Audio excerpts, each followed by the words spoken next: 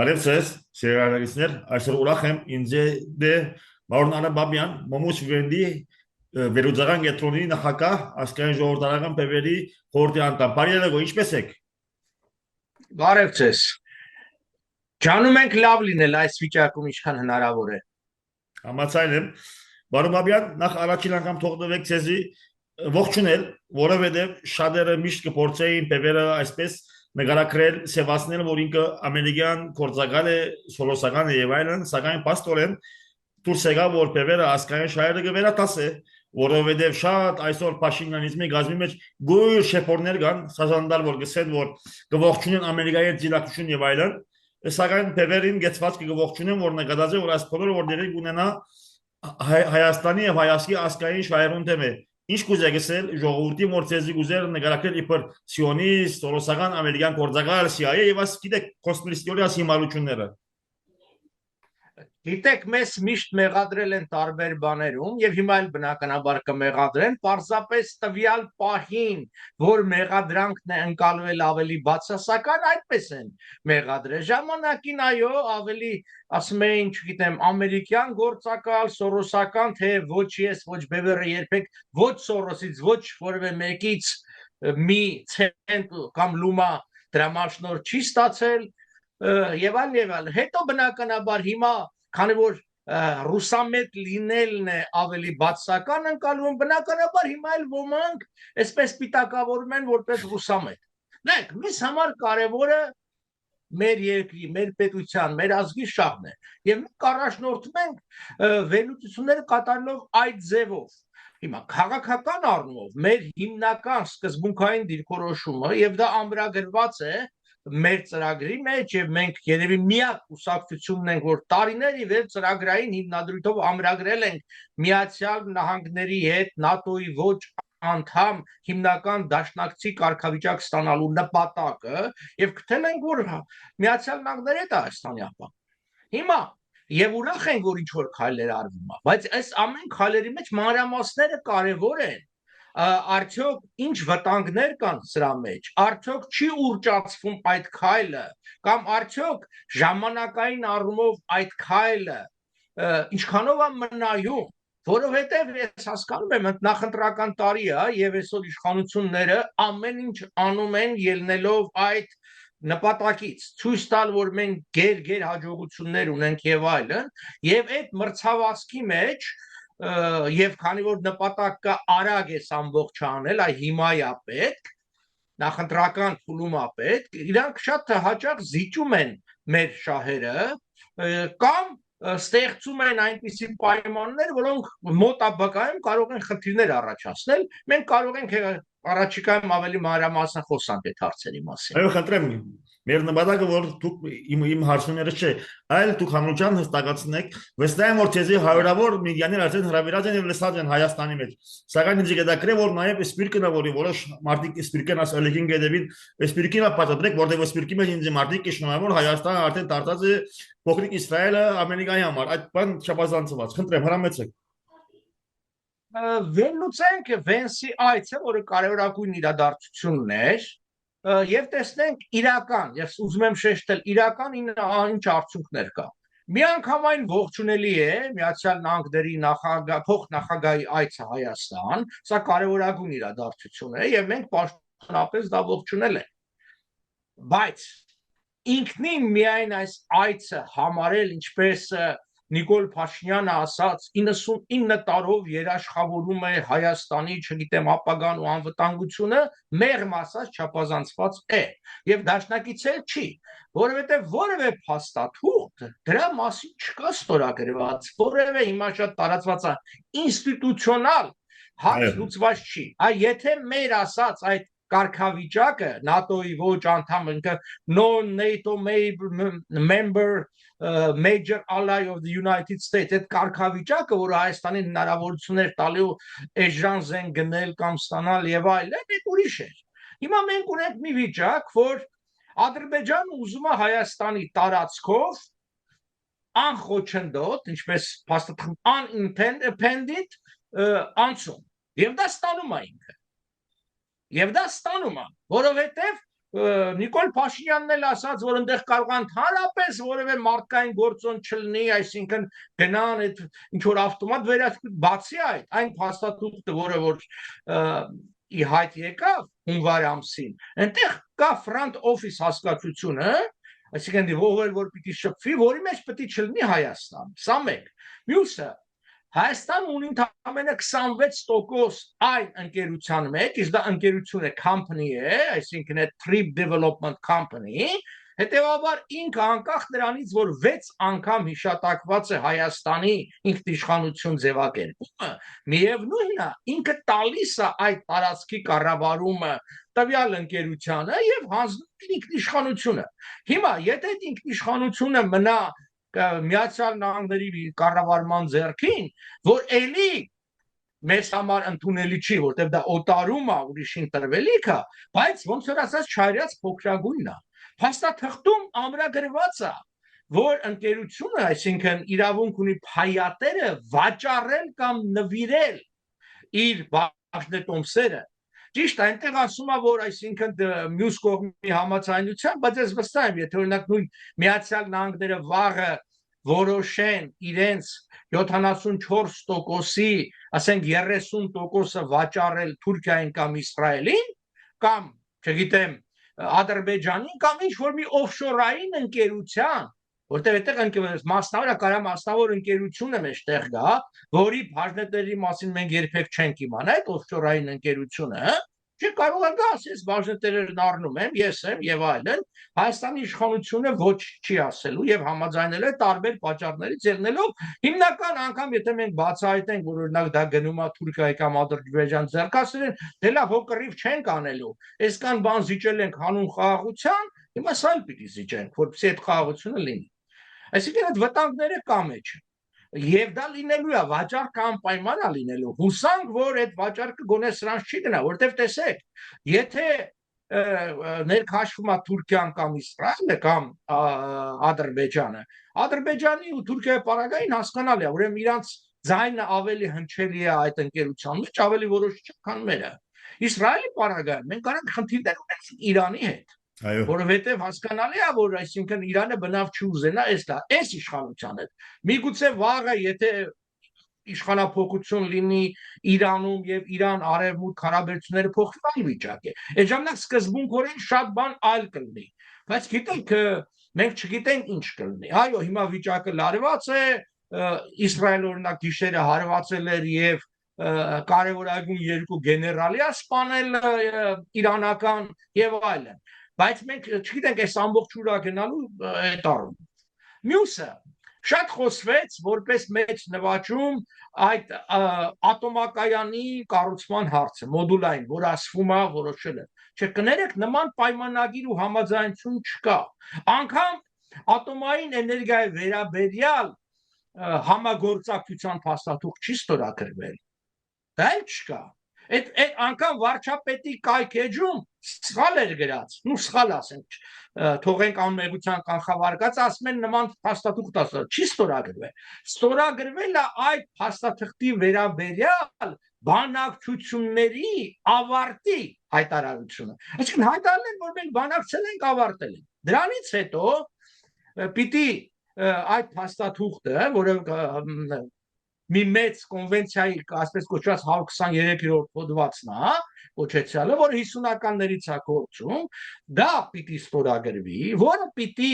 կոնգրեսի կողմից, այսինքն սենատի եւ ներկայացուցիչների պալատի կողմից հաստատվի, հետո վավերաստի ամնի նախագահը։ Դրանից հետո ամերիկյան ընկերությունը իրավունք կստանա մեզ վաճառելու, սա ուզում եմ հատուկ շեշտել, մեզ վաճառելու 5 միլիարդ դոլարի սարքավորում եւ 4 միլիարդ դոլարի վառելիք եւ ծառայություն։ 9 միլիարդ դոլարի գործարք է, բայց կրկնում եմ, սա ոչ ներդրում է, ոչ նվիրատվություն, սա բիզնես ծրագիր է։ Այսինքն այդ թույլտվությունն է ստանում։ Ինչպես այսօր այդ թույլտվությունը ունեն եւ այդ ստորագրած եւ այդ փաստաթուղթ ուժի մեջ է Կանադայի հետ, Ղազախստանի հետ, Ռուսաստանի հետ, Թուրքիայի հետ եւ ավելի քան 40 երկրների հետ այդ ուժի մեջ է նման փաստաթուղթը։ Դեռևս այդ 40 երկրներից չգիտեմ, որևէ մեկում կառուցած կա նման ատոմական թե ոչ։ Ես որպես մարդ, որը տարիներ առաջ զբաղվել եմ Հայաստանում նոր ատոմակայանի կառուցման հարցով, կարող եմ միանշանակ ասել, որ Հայաստանի համար ամենահարմար տարբերակը դա կանադական կանդու ռեակտորներով ատոմակայաններն են։ Ինչու՞։ Որտեւ սա աշխարհում միակ ռեակտորի տիպն է, որը օգտագործում է ոչ հարստացված ուրանիում, non-weaponized ուրանիում կոչեցյալը։ Այսինքն Հայաստանում արկա թափոնները կարող են արդեն իսկ ծառայել որպես վառելիք, մեկ, Հայաստանում արկա ուրանիումի պաշարները, ճիշտ է, մենք հանքավար չունենք, բայց ունենք պաշարներ, այսինքն չենք արդյունանում, որտեղ ինչ պետք է անենք, բայց եթե մենք ունենանք ատոմական, որը ոչ հարստացված ուրանիում կարող է օգտագործել 200-ից 400 միլիոն դոլար ներդրման պարագային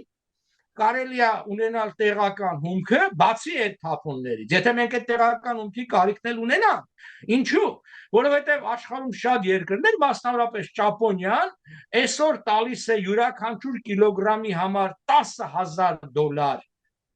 վճար, որպեսզի այդ թափոնը վերցնեն եւ օգտագործեն։ Դա հնարավոր է օգտագործել միայն կանդու ռեակտորում։ Աշխարհում կան մի քանիսը եւ տեսեք ինչ են անում շատ երկրներ։ Օրինակ Չինաստանը, որ ինքը կառուցում ատոմականներ եւ ունի, ինքը նաեւ կառուցում է կանադասի հետ միասին կանդու ռեակտորով աներ ատոմակայաններ, ատոմական այցև մի հատ Ռումինիայում կամ մի շարք, որպեսզի մյուս ատոմակայանների թափոնները որոնց պահպանում ինքնին խնդիր է եւ վտանգավոր է, օգտագործի կանդուի մեջ, դրանով իսկ նվազեցնի ռադիացիայի վտանգը, թափոնների վտանգ եւ ստանա էլեկտրականություն։ Հիմա մենք ունենք ատոմակայան, որը դեռ գործելու է դեռ։ Այսինքն էլի ունենք թափոններ։ 2000-ականների սկզբին մոտ 22 տոննա թափոն ունենք, հիմա ելի կրկնակի ավել է, որտեղ որևէ լուր չի եղել դրանց Հայաստանից տեղափոխման վերաբերյալ, որովհետեւ դա օդային ճանապարհով հնարավոր չէ, դա արվում է հատուկ երկաթուղային, կրկնում եմ, հատուկ երկաթուղային վագոնների միջոցով, որը Հայաստանը չի ունեցել ոչ Վրաստանով դեպի Ռուսաստան, ոչ Ադրբեջանով։ Եվ կա տեսակետ, որ այս երկաթուղին, որը պիտի Ադրբեջանի վրայով գնա Ռուսաստան, որը պիտի դեռ չգիտենք ինչքանով կլինի, որտեվ եւ եթե դա գործարկվի նաեւ այն հատված, այսինքն Նախիջևանի երկաթուղին միացվի հայկական երկաթուղու հետ, նաև մեծամորից պիտի տեղափոխվեն այդ թափոնները դեպի Ռուսաստան, որովհետև եթե դա ճիշտ է օգտագործում, դա ոնց որ ասած արժեքավոր բան է ի վերջո։ Կարճ ասած, դա ատոմային հարցով, որը այո, պետք է նոր ատոմական միանշանակ, բայց ով ասեց, որ սա է ամենալավը, եւ նորից եմ կրկնում, դեռ որևէ պայմանավորվածություն չկա, եւ ամենակարևորը կրկնում եմ, սա ամերիկյան կողմից նվիրատվություն չի, սա բիզնես առաջարկ է, այսինքն երբ որ կհաստատի Միացյալ Նահանգների իշխանությունը իր կողմից, որ տվյալ ընկերությունները վաճառելու իրավունք ունեն դառը, հիմա մենք $9 միլիարդ, սկզբնական ներդրում $5 միլիարդ ունենք, թե չունենք, իհարկե չունենք, որտեղ հաստատ այդ $5 միլիարդ կեսով կարելի է կառուցել, իմ ասած, այդ կանդու ռեակտորները։ Ավելին ասեմ ձեզ, ճապոնացիք սիրով պատրաստ են հովանավորելու այդ հարցը, որտեղ Ճապոնիան չի կարողանում կանդու ռեակտորով կառուցել, որտեղ օրենքով արգելված է, այն իրենց հին ատոմականների պատճառով, եւ այլնս Հիտաչի եւ Մարուբենի ընկերությունները, որոնք հիմնական սեփականատերն են ատոմային էլեկտրակայանների, խնդիր ունեն։ Այսինքն, սա ոչ ֆինանսավորման հարց կա, ոչ էլ պահպանման հարց կա, եթե ճիշտ ճանապարհով են գնում։ Բայց սա ավելի քան քաղաքական ժեստ է։ Մյուս հարցը, որը այսպես էլի տարփողվեց, այդ որ միջանցքը ապա շրջափակում է Հայաստան։ Կներեք, այդ միջանցքը Ադրբեջանի մի մասը կապում է Ադրբեջանի մյուս մասի հետ, որտեղ մենք հայաստանցիներս մուտք չունենք անգամ։ Ոնց է ապա շրջափակում։ Հիմա այո, եթե դա շարունակի Նախիջևանով դեպի Հայաստան, Գյումրի, Գյումրից Կարս, եւ այսինքն երաս Գյումրի հատվածը դառնա միջազգային բեռնափոխադրումների ճանապարհ, գուցե մուտքերը, եկամուտները կշատանան, բայց արդեն իսկ Թուրքիան սկսել է կառուցել Նախիջևան Իգդիր Կարս երկաթուղին, Փողը արդեն ստացել է դրա համար վարկը 2.8 միլիարդ եւ ինքը երբևէ չի հանդուրժելու, որ Հայաստանի տարածքով անցնի այդ բեռնափոխադրումները։ Հիմա Հայաստանի տարածքով անցնելու այդ 42 կիլոմետրը դեռ մի կողմ են գնում դրա քաղաքական ռազմական վտանգները, մենք տեսանք, որ Հայաստանը պարզապես այդտեղ կորցնում է իր վերահսկողությունը։ Նայենք ֆինանսական մասով, եթե 1 միլիոն դոլար կներեք 1 միլիոն տոննա բեռնափոխադրում իրականացվի այդ միջանցքով, այսպես կոչված Զանգեզուրի միջանցքով, դրա տրանզիտային տարանցման վճարը լինելու է առավելագույնը 5 միլիոն դոլար։ Այդ 42-ը 5 միլիոն դոլար։ Եվ սա ասում եմ մասնագիտական կարծիքները, սա մեր հաշվարկն է, մասնագիտական ինչ է։ Այսօր Հայաստանի ամենամեծ ընկերությունը, որը զբաղվում է բեռնափոխադրումներով եւ այլն, դա Ապավենն է։ Նայեք Ապավենի տնօրենի, կարծեմ Գագիկ Աղաջանյանը ազգան հանդիպումն ու ելույթը Civilnet-ում, այնտեղ այդ հարց ու պատասխանները կա 5 դոլար։ Հիմա մենք տոնան շատ է թե քիչ է։ Այսօր վրացական երկաթուղով այդ հայտնի Բաքու Թիֆլիս կարսով տարեկան փոխադրում 1.7 միլիոն տոննա, 1.7 տոննա բեռ։ Հիմա Վրաստան դրանից շատ է ստանում, որտեղ այնտեղ 200 քանի կիլոմետր է անցնում։ Հիմա տարողունակությունը, փոխադրելու տարողունակությունը վրացական երկաթուղու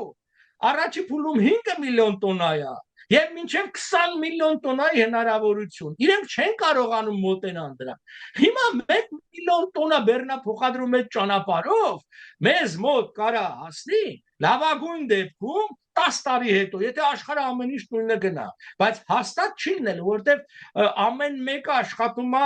այլ մի քանի ճանապարհներով տանել։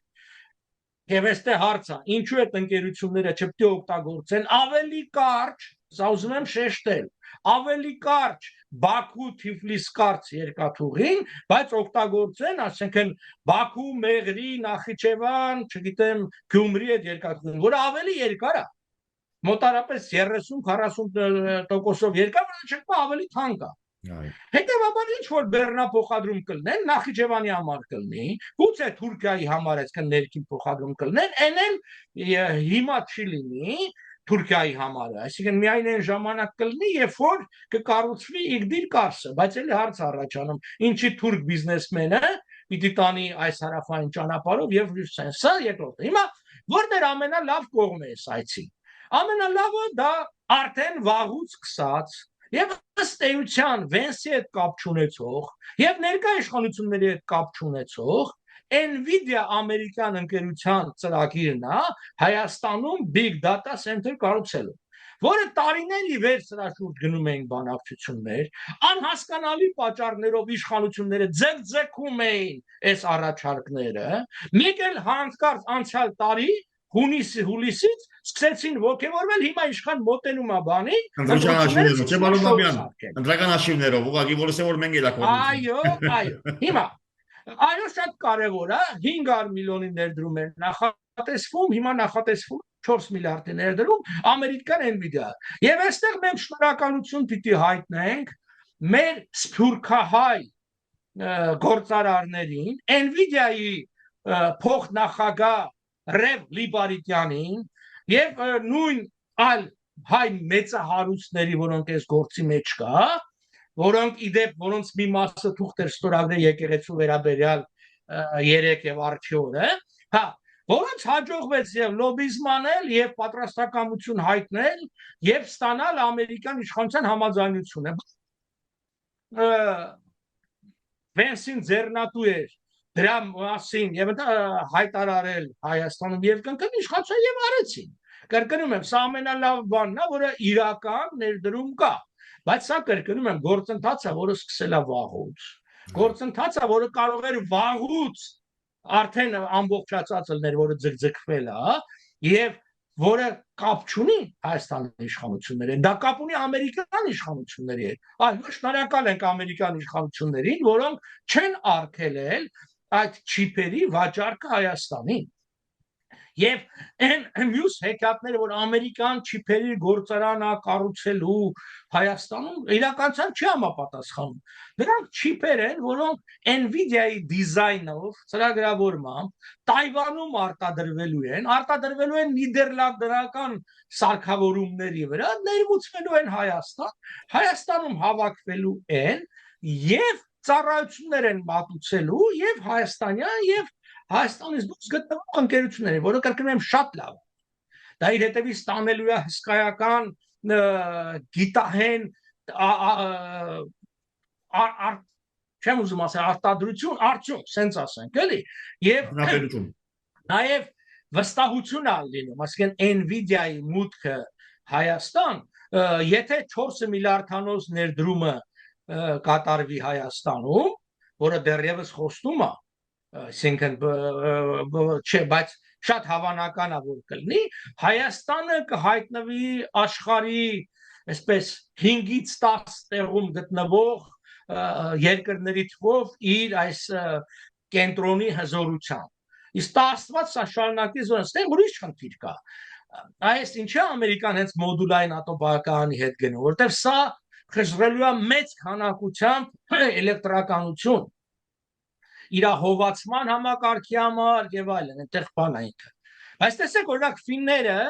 շատ խելոք բան են արել, Ֆինլանդիայում էլ կա։ Այնտեղ ցուրտ երկիր է, իրենք այդ հովացման համակարգը կապել են իրենց բնակարանների շենքերի ջերուցման համակարգի հետ եւ այդ տաքության վրա ոչ թե փող են ծախսում հովացնելու, այլ ընդհակառակ դրանով տաքացնում են մյուս բաները։ Հիմա դա պիտի կառուցվի Հրազդանում։ Հրազդանում դեռ սովետական միությունից ի վեր Հրազդան Չարենցավանում մեծ ջերմոցներ գոյություն ունեին։ Հիմա իմ խորհուրդն է, գուցե արդեն մտածել են, ինչպես շատ տեղերն ա լինում, այսինքն ոչ թե շատ փող ծախսել այդ այսինքն հովացման համակարգերի, այլ այդ ջերուցումը օգտագործել ջերմոցային տնտեսության համար, որտեղ այսօր Հայաստանում ջերմոցային տնտեսությունը մրցունակ չի, իսկ եթե վաղը Թուրքիայից սահման բացվեց ընդհանրապես անմրցունակ է դառնալու, որտեղ հսկայական ծախս է արվում գազի միջոցով տաքացնելու ջերմոցները, այդ բանը օրինակի համար Nvidia-ն կարող է ստեղծել իր ջերմոցային տնտեսությունը, որ իր համար մեծ փող չի, մի 10-20 միլիոն դոլար դնել եւ բարեգործական նպատակի համար օրինակի համար բանջարեղենը, չգիտեմ, բարեգործական նպատակի համար բաժանել դպրոցներին, որփանոցներին, ծերանոցներին եւ այլն, կամ ինչ որ մի այլ բան։ Այնպես որ կրկնում եմ, կարևոր է այցը, այո, արդյունքներ կան, բայց պետք չի ուռճացնել եւ պետք չի մեծ կերտ սպասելիքներ այստեղ կերտել հանուն նրա, որ ինչ անտրապայքար է։ Այո։ Ոյակա Վարոբաբյան, ինձ շատեր հակնելով շատերը դերևս իրավացի ոլորտին, շատերն արարիական գերբով ասկան ժողովրդական բևերը այն ուժներ որ կճադակով էր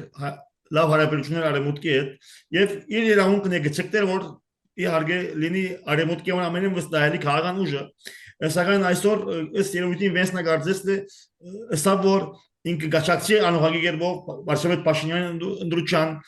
հարց մգա այստեղ որ ինչու այսօր ամերիկան պիտի թեկի բևերինգոմ օրինակ երբ որ Փաշինյանը ամեն ինչ իրեն գուտա իսկ բևերը ավելի ասկային դիրքերը կալով այդպես էլ թյուրին հեշտ ընդարգվող ուժը չէ բևեր եթե ասկային շահերում է վտանգվի ամերիկային հետ պիտի փորձի ավելի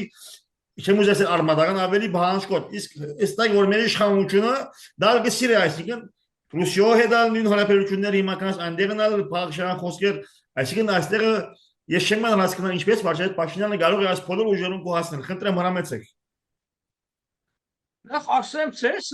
բևերը երբևէ չի ակնկալել որ մի որևէ չէ քաղաքական ցկտում երաուն կուներա ինքը արեմուտքի դինամիկը լասում մնում է այսպես լեգիտիմ բան է մեր քաղաքական ցկտումը էլի մենք գտնում ենք որ Հայաստանի ապագան Միացյալ Նահանգների հետ է որովհետև ինչու սա հիմնավոր է միակ երկիրը աշխարհում որ ի վիճակի է ապահովել Հայաստանի անվտանգությունը իսկ Հայաստանը առնվազն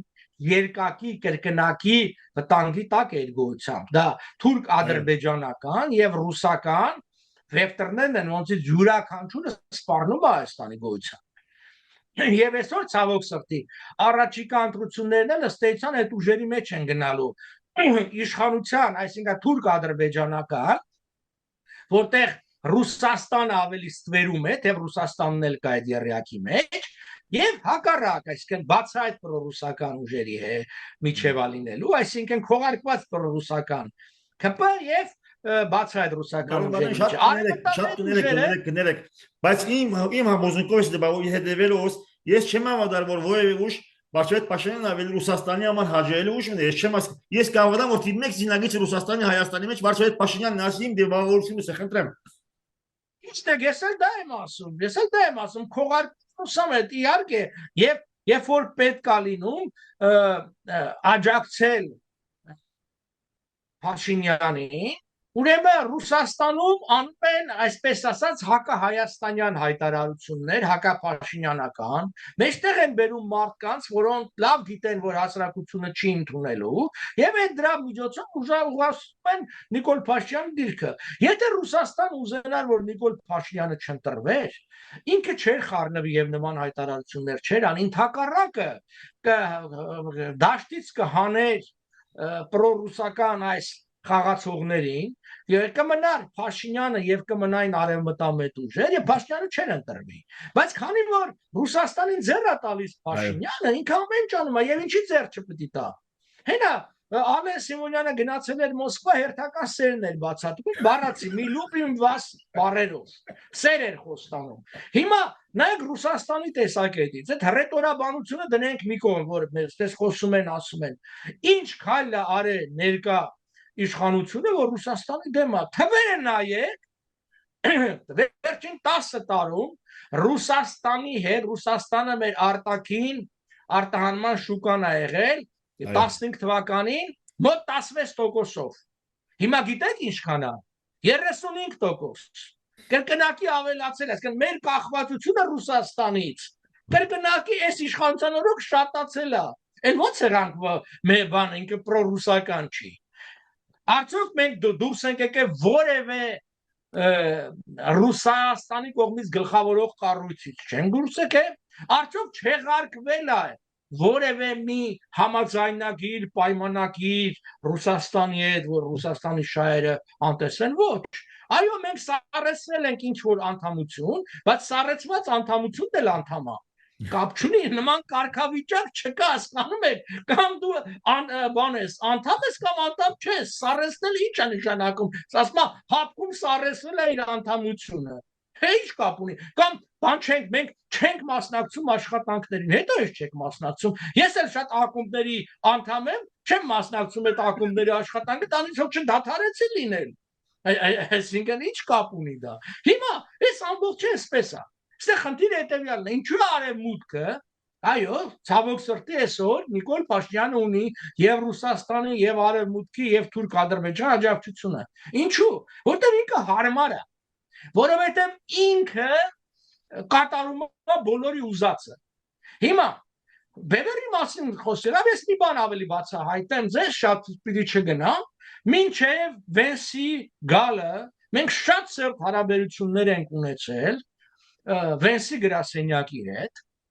այդ թվում գրավոր, այսպես ասած, փոխանցելով, ստանալով տարբեր բաներ, եւ ասեմ, եւ երկու սկզբունքային հարցում իրենց հետ տարաձայնություն ենք ունեցել։ Եվ այդ երկու հարցի վերաբերյալ, ոնց որ ասած, մենք ներկայացնենք հստակ մեր տեսակետները, որոնք ամերիկյան շահերի տեսակետից, աշխարհաքաղաքական շահերի տեսակետից բան չեն, ոնց որ ասած, ողջունելի չեն։ Շատ չխորանամ, ասենք մեկը կապված է Թուրքիայի հետ։ Հիմա բնականաբար մենք իրանց համար գլխացավանք ենք։ Բայց մենք մեր ազգային շահը պիտի պաշտպանենք։ Եթե պետությունը, Հայաստան պետությունը չպիտի պաշտպանի հայերի շահերը եւ հայոց իրավունքները, այդ Հայաստան պետությունը ինչով է Հայաստան, այսինքն ինչով է հայերի երկիր։ Մենակ այն առումով, որ ուզում են ներկայացնեն, որ հայրենիքը դա այսպես արոտավայր է, ուղղակի այս մի իշխանության օրոք խոտ ավելի կանաչ կլինի, մյուսի օրոք այդքան կանաչ չի լինի, չէ, մեզ պետք չի, կոնկրետ հայրենիքը, եթե մենք հայությանը ուզում ենք, որ Հայաստան ինքը ընկալի որպես հայրենիք, ուրեմն այս Հայաստան, որը շատ կարևոր է, Nvidia-ի օրինակը ես բերեցի, Կրկնում եմ, չլներ Սփյուռքի մատն ու աջակցությունը են արծում, Nvidia-ն չէր գալու Հայաստան։ Ուզում եմ Հազարատ Նիկոլը լներ, այդ հեքիաթները թող չպատմեն։ Հիմա, այսինքն եթե պիտի այն, չգիտեմ, 7, 10, 5, ով ինչքան միլիոն հայկական Սփյուռքը անհատապես եւ հավաքականորեն թիկունք չկայնի Հայաստանին, Հայաստանը շատ ավելի թույլ ու տկար է լինելու։ Այն ինչ որ ուզում է Ադրբեջանը, այն ինչ որ ուզում է Ադրբեջանը։ Եվ Թուրքիան։ Հասկանում եք, սա է հարցը։ Ցավալի է, որտեղ մենք տեսնում ենք այսօր իշխանությունը անում է ամեն ինչ թուլացնելու Հայաստանը, խփելով եկեղեցուն, թուլացնում է Հայաստանը, թուլացնում է Հայաստան-Սփյուռք հարաբերություններն ու կապը, դա ակնհայտ է։ Նույն ձևի Սփյուռքի դեմ այս քաղաքականությունը, նույն ձևի որ իրականացումը խոստացել էին, որ երբ որ գան իշխանության կվերականգնել, չեմ ասում անգամ Սփյուռքի, Հայաստանի քաղաքացիների արտերկրում քվեարկելու իրավունքը, որը եղել է նախկին իշխանությունների օրոք։ Միայն այս ներկա սահմանադրություն, այսինքն 2015-ի սահմանադրությունը Սերժ Սարգսյանի կոստյում, ինչպես բնութագրում էր Նիկոլյանը, դա զրկեց։ Դուք հասկանում եք, որ ինչ հակասահմանադրական ու հակաօրինական քայլ է տեղի ունեցել։ Այսինքն Հայաստանի քաղաքացին, որը շարունակում է վճարել, հարկեր, ապրել, այսինքն Հայաստանում շատերը, իսկ շատերը Հայաստանում չեն ապրում, բայց Հայաստանի քաղաքացի են, չի կարող անգամ գնա դեսպանատուն կամ հյուպատոսարան քվեարկությանը մասնակցել։ Նախկինի ժամանակ կար։ Եվ բայց սա ինչ հնարավորություն է տալիս, ինչու շատ չեն անում։ Սա զուգորդված այն բանի հետ, որ ներկա իշխանությունները հանել են պահանջը ընտրություններից հետո ընտրությունների մասնակիցների ցուցակը փակցնելու, այսինքն դու այլևս չես իմանալու քո հարևանը, որը 10 տարի Հայաստանում չի ապրում կամ 5 տարի չի ապրում, մեկ էլ գնում էր առաջ տեսնում էր, որ քվեարկությանը մասնակցել է, ասում էր չհասկացա, եկավ մասնակցեց գնաց եւ այդ կեղծիկը բացահայտվում է։ Հիմա այդ պահանջն էլ չկա։ Հիմա իշխանությունը փոխել է եւ թաքուն իրանք լիքը բան են փոխում։ Այսինքն ընտրություններին ասելու են մասնակցել է պայմանական ասած 1,5 միլիոն մարդ, բայց դուք անվանապես չեք իմանալու ովքեր են մասնակցել, հետեւաբար դուք անվանապես չեք կարող վերահսկել։ Իսկ որտեղ անունները, այո, դուք չեք իմանում ում օգտին է քվեարկել, բայց եթե ընտրությունը միայն Հայաստանի տարածքում է, եւ դուք գիտեք, որ այդ մարդիկ ընտրության օրը Հայաստանի տարածքում չեն, ուրեմն բացահայտ է, որ խախտումներ է։ Իսկ ինչ է հիմա տեղի ունենում։ Հիմա լիքը, ինչպես նախորդ ընտրությունների ժամանակ, խախտումներ է տեղի ունենում, դու գնում ես, դու բացահայտում ես մի քանի ընտրատեղամասերում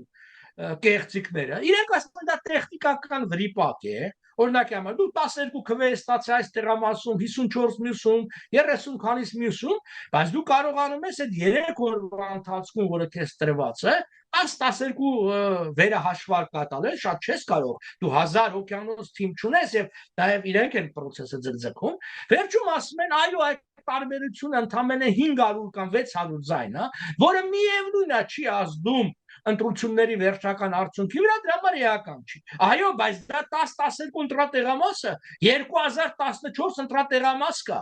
2014-ում եթե ամեն տեղ, այսինքն 10 ձայնի խախտում էլ լինի, դա 20,000 է, 20,000-ը արդեն 3-4% է քվեարկության։ Եթե ոչ 5%-նաց, քանի հոգի կմասնակցի ընտրությունների։ Դրա համար այս ամբողջը սա է, ցավալի վիճակ է, որ ըստ էության մենք 26-ի ընտրություններին գնում ենք ավելի ոչ ժողովրդավար, ավելի, այսպես ասած, ոչ գաղափարական հողի վրա։ Այո։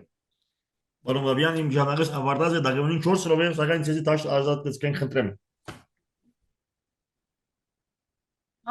Գիտեք, հիմա ընդհանրապես քննադատել է, այսինքն միշտ հեշտ է, ինչ պիտի արվի։ Ես ասում եմ, մեզ մեկը խոսացի ատոմակայան, այո, առաջարկում եմ քննարկել այդ հարցը, խորանալ նորից եւ կանադացել Սկանդու ռեակտորի մասին, որը մեզ հնարավորություն կտա շատ ավելի էժանով եւ ֆինանսավորման աղբյուրներ ունենալով, օրինակ նույն ճապոնացիներից կառուցել եւ հումքի խնդիր չունենալ եւ հետագա 4 միլիարդից եւս խուսափել, որ բանա, պիտի 10 վառելիքի համար։ Մյուս հարցը դրոնների հարցը։ Այն դրոնները, որ մենք գնում ենք իրաց, մեզ պետք չի։ Դրանք դանդաղընթաց մեծ տարածքների վրա GPS-ով կառավարվող եւ ամենաբացական առումով ներքին հարմար շարժիչով գործողներ են։ Արդեն եթե 11 իսկ ներքին հարմար նշանակում է որ ցանկացած հակաօթային պաշտպանական միջոցը անգամ են ուսին դրվող այսպես պեզերկաներով կարելի է ոչնչացնել։ Դա կիրառելի է միայն մեծ ռազմաճակատների պարագային, որտեղ այդ խտություն չկա եւ ինչպես ամերիկացիք են օգտագործում եւ մյուսները հիմնականում ծովային հետախուզություն կատարելու համար։ Դրանք հարվածային էլ չեն, ծովային այդ գումարը պիտի Հայաստանում դրվի, Հայաստանում կան։ Ես կարող եմ ասես պաշտոնապես Հայաստան ասել, որ Հայաստանում այսօր իսկ կան ընտրություններ, որ շատ ավելի էժան, տասնապատիկ ավելի էժան եւ այդ խնդիրները շատ ավելի լավ լուծող դրոնների ունեն փորձանմուշները եւ որոնք նաեւ միջազգային փորձագիտական փուլ են անցել։ Ինչու չկա դրա արտադրությունը։ Որովհետև իշխանությունը պիտի պատվերատուն լինի իշխանությունը։ Դու չես կարող մասնավոր ընկերություն դնես հարյուրներով արտադրես, հատկապես երբ որ իշխանությունը նաև դրա թույլտվությունը քեզ չի տալիս։ Սխալա էլի ամբողջը կապել դրսի հետ եւ վաղը էլի ձեռքերը թափտալ ասել վայ չեղավ եւ այլ որտեւ այդ 20-22 հատը որ պետք է առնացվի դի հարց լուծողը չի հետո թանկ է 500,000-ից $1 միլիոն ամեն դրոնը հետեւաբար նաեւ դրոնները պետքա զարկ տալ ներքին արտադրության վրա հատկապես այդ ուղղությամբ մի քանի լուրջ աշխատանքներ կատարված են այն որ ասում են ուղղայած թրիչկով շատ ավելի լավական վատերը կան որոնք գնվում են այսօր հասկանալի չի ինչ են վատը գնում երբ որ լավ արտադրող է դա արդեն ոնց որ ասած հետագայում կարելի է զբաղվել այդ մյուս հարցերը մյուսը աշխարհակաղակական մեծ փոփոխությունների շեմին են կանգնած դա կախված է Արևմուտք Միացյալ Նահանգներ Իրան հարաբերությունների հետ Իրանում մեծ փոփոխությունները բերելու են նրան որ Ադրբեջանի կարևորությունը ընկնելու է Իրանի կարևորությունը բարձրանալու է Թուրքիա դառնալու է Իսրայելի թիվ 1 թշնամին եւ Իսրայելա-թուրքական հակամարտությունը դա այլ վիճակա ստեղծելու սա էլ պիտի հաշվի առնել դե ժամանակը սպառում է կարծում եմ այսքան Նագավին ունենք մերուգես ռովե բարոն Բաբյան նախ պիտի խնդրեք որ ասեմ որ այսօր բարոն Բաբյանը շատ հետաքրքրական գրառում մրազել իմ երկու գայքերուց վրա հրաժարակած բավական գիտական էր ասիկա մեկ բարոն Բաբյան նախ շնորհակալություն հայտնի անած ինձ պիտի խոստանաք որտեղ ցերը բոլորը սազը հայերը գիտեն Հայաստանի սպիրտնա գլսե ինձ խոստացաք նույն հարցազրույցը անկնելով պիտի դենք երբ որ ցեժանագները շնորհակալ եմ գիտեմ որ ցեզի օրը 3 միլիա գրավիր է եւ դարձյալ ինձ հասնիկ շնորհակալ եմ ադոնամար եւ ողջունեմ ինձ խոստանաք շուտով անկներեն հարցազրույց այո խոստանամ ցեզի ցեզի շնորհակալություն եւ ասված ցեզի ավելի ուժ եմ գրով դա որտեղ Հայաստանի մեջ կբացի քաղաքամիտքը սակայն դուք բացառություններում եք շնորհակալություն ձեզ բարոն Բաբյան շնորհակալություն See you next week Քանի որ անգլերեն Because you promised I will follow up and I will track Thank you very much Mr. Babyan Okay Thank you very much Okay Bye Bye Have a nice day